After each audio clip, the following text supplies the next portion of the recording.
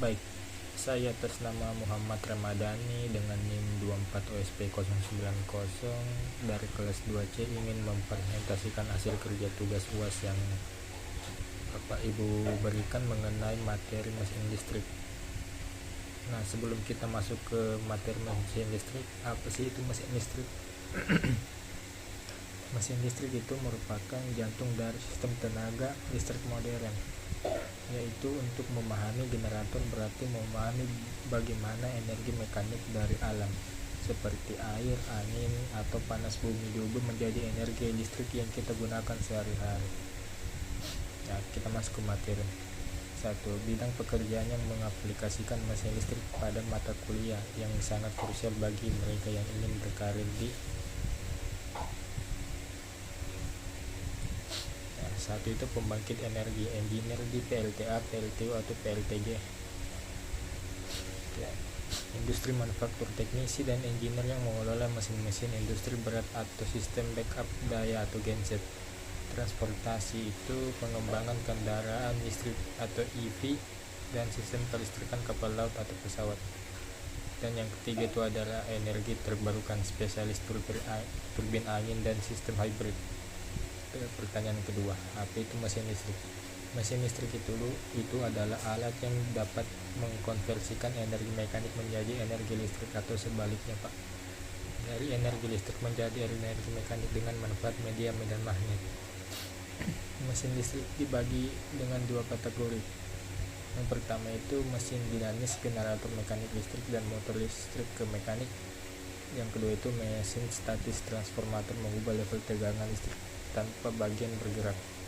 Pertanyaan ketiga, apa itu generator listrik? Generator listrik adalah mesin listrik yang berfungsi untuk mengubah energi mekanik dalam bentuk putaran poros menjadi energi listrik. Generator bekerja berdasarkan prinsip induksi elektromagnetik yang ditemukan oleh Michael Faraday. Keempat itu, apa itu klasifikasi jenis-jenis generator listrik?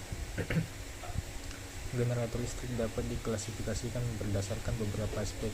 Yang pertama itu arus yang dihasilkan, generator AC alternating current dan generator DC direct current. Berdasarkan putaran, generator sinkron dan generator asinkron itu berdasarkan letak kutub, generator kutub dalam dan generator kutub luar. Berdasarkan fase AC, generator satu fase dan generator tiga fase. Pertanyaan kelima, generator sinkron dan asinkron. Apa sih itu generator sinkron? Yaitu kecepatan putaran rotor sama persis dengan kecepatan medan magnet putar. Terus frekuensi listrik yang dihasilkan sangat stabil dan bergantung pada kecepatan putaran. Dan generator asinkron itu induksi. Kecepatan rotor selalu sedikit lebih lambat, ada slip atau lebih cepat dari kecepatan sinkron medan magnetnya. Biasa digunakan pada turbin angin skala kecil. Pertanyaan selanjutnya, generator yang melayani masyarakat. Jenis generator yang secara luas digunakan oleh PLN atau penyedia listrik negara untuk melayani masyarakat, yaitu generator AC sinkron 3 fase. Generator ini mampu menghasilkan daya besar dengan efisiensi tinggi untuk didistribusikan melalui jaringan transmisi jarak jauh. Pertanyaan selanjutnya itu, prinsip kerja generator AC. Generator AC bekerja dengan cara memutar kumparan di dalam medan magnet atau sebaliknya. Berdasarkan hukum Faraday, perubahan flux magnetik yang menembus kecepatan kumparan akan menginduksikan gaya gerak listrik, yaitu GGL, karena kutub magnet yang dilewati kumparan bergantian, yaitu utara-selatan. Arus yang dihasilkan pun bolak-balik, yaitu AC. Pertanyaan selanjutnya itu, prinsip kerja generator DC. Pada dasarnya sama dengan generator AC, namun pada generator DC terdapat komponen bernama komutator, yaitu cincin belah. Komutator berfungsi sebagai penyiaran mekanis yang membalik koneksi kumparan tepat saat arus akan berbalik arah, sehingga arus yang mengalir keluar ke beban tetap mengalir ke satu arah. Sekian dari pertanyaan, kita akan masuk ke materi yang kedua.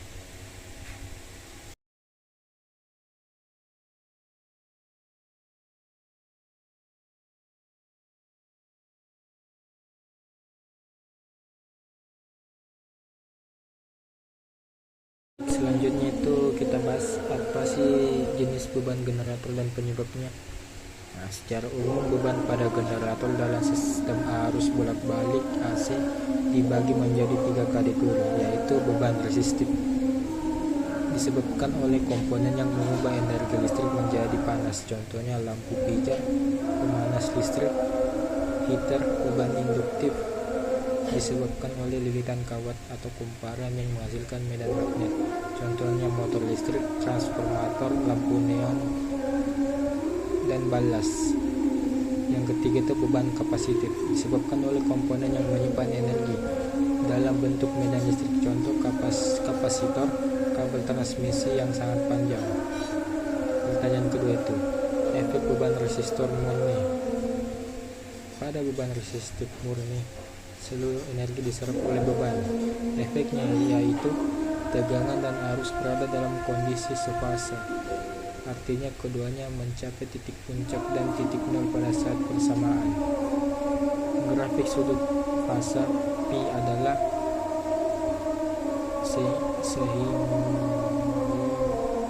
ketiga itu.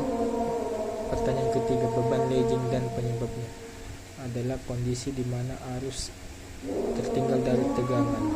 Penyebabnya itu adanya beban induktif kumparan. Induktor memiliki sifat menghambat perubahan arus sehingga arus butuh waktu untuk mengejar tegangan.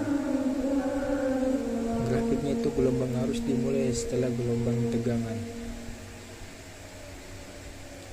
Pertanyaan selanjutnya itu beban lagging dan penyebabnya. Lagging adalah kondisi di mana arus mendahului tegangan. Penyebabnya adanya beban kapasitor akan mengisi muatan terlebih dahulu sebelum tegangan pada terminal meningkat. Grafiknya itu gelombang arus dimulai lebih awal daripada gelombang tegangan. Prinsip kerja generator 3 fase. Generator 3 fase bekerja berdasarkan hukum induksi elektromagnetik Faraday. Medan magnet, terdapat rotor yang berfungsi sebagai mainan elektromagnetik yang diputar mula. Kumparan stator, dikelilingi rotor terdapat 3 set kumparan diam stator yang disusun melingkar dengan jarak antar kumparan sebesar 120 derajat. Induksi, saat rotor berputar, medan magnet memotong kumparan-kumparan stator secara bergantian. Hasilnya itu perbedaan posisi fisik kumparan sebesar 120 derajat menghasilkan 3 tegangan bolak-balik yang memiliki magnitudo sama namun berbeda fase. Pertanyaan selanjutnya itu cara mengubah lagging menjadi sefasa. Untuk mengubah kondisi lagging menjadi sefasa, kita harus melakukan kompensasi daya reaktif. Caranya yaitu memasang kapasitor bank secara paralel dengan beban. Logikanya yaitu karena beban induktif bersifat menyerap daya reaktif, kapasitor dipasang untuk menyuplai daya reaktif tersebut. Jika nilai kapasitansi tepat setara dengan induktansi, maka efek keduanya akan saling meniadakan sehingga arus dan tegangan kembali sefase.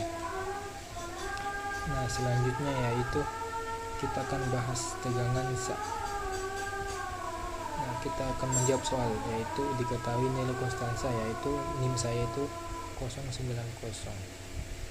Nah, pertanyaannya itu kita akan menghitung VR dari 90 yaitu sin 90 dibagi 1 yaitu 90.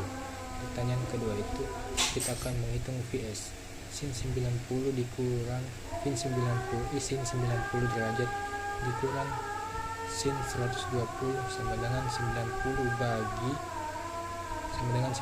dikali min 0,5 yaitu min 45 volt. Nah, kita akan menghitung VT saya itu 90 derajat dikurang 240 derajat yaitu 90 dikali 0,5 sama dengan min 45 derajat. Sekian dari saya. Selanjutnya kita akan membahas bagian-bagian genset dan cara pemeliharanya. Genset yaitu adalah kombinasi antara mesin penggerak dan mesin generator. Bagian utama genset yaitu mesin engine. Sumber energi mekanik biasanya menggunakan bahan bakar solar, diesel atau bensin. Nah, komponen kedua itu alternator atau generator, mengubah energi mekanik menjadi energi listrik melalui induksi elektromagnetik. Sistem bahan bakar yaitu terdiri dari tangki, pipa, dan pompa untuk menyuplai bahan bakar ke mesin. Voltage regulator (AVR) mengatur tegangan output agar tetap stabil meskipun beban berubah-ubah. Yang selanjutnya itu yaitu sistem pendingin cooling system, menggunakan radiator atau kipas untuk mencegah mesin mengalami overheat. Selanjutnya itu sistem pelumas lubrication system, menggunakan oli untuk melumasi komponen mesin yang bergesekan. Dan selanjutnya itu panel kontrol antarmuka untuk menghidupkan atau mematikan mesin dan memantau parameter voltase, arus, dan frekuensi. Selanjutnya itu yaitu bagaimana sih cara pemeliharaan genset. Pemanasan rutin, hidupkan genset minimal 1-2 kali dalam seminggu selama 15 menit untuk sirkulasi oli. Yang selanjutnya itu pengecekan bahan bakar dan oli, pastikan volume cukup dan tidak ada kebocoran. Ganti oli secara berkala sesuai jam operasional, biasanya setiap 250 jam. Pembersihan filter, bersihkan atau ganti filter udara, filter bahan bakar, dan filter oli secara rutin.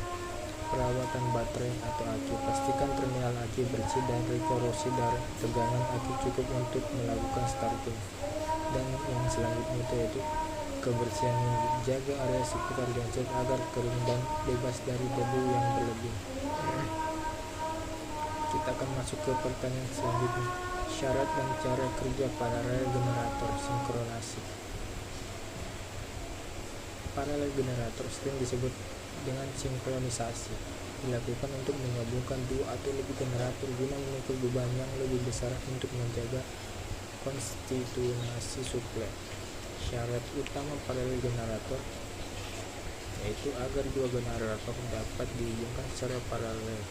Keempat, parameter berikut harus sama, yaitu tegangan voltage, nilai voltage output harus sama, misal 400 volt. Frekuensi kedua generator juga harus sama, misal 50 Hz. Dan urutan fasa, urutan RST harus identik. Sudut fasa gelombang sinus kedua generator harus berbeda pada posisi yang sama. Cara kerja atau prosedur paralel starting generator utama. Hidupkan generator pertama G1 dan hubungkan ke beban dengan generator kedua.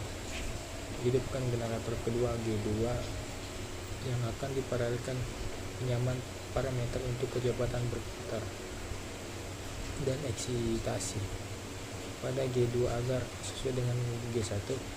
Monitoringlah sinkronoskop, gunakan alat sinkronoskop atau lampu sinkron saat biar menunjukkan angka 0 atau lampu padam, berarti fase sudah sinkron.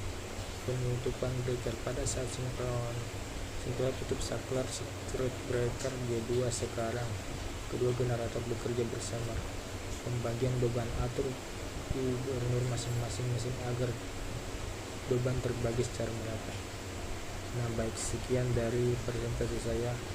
Kayaknya masih banyak yang kurang dalam presentasi dan saya masih sama Pak, tapi saya sudah berusaha semampunya.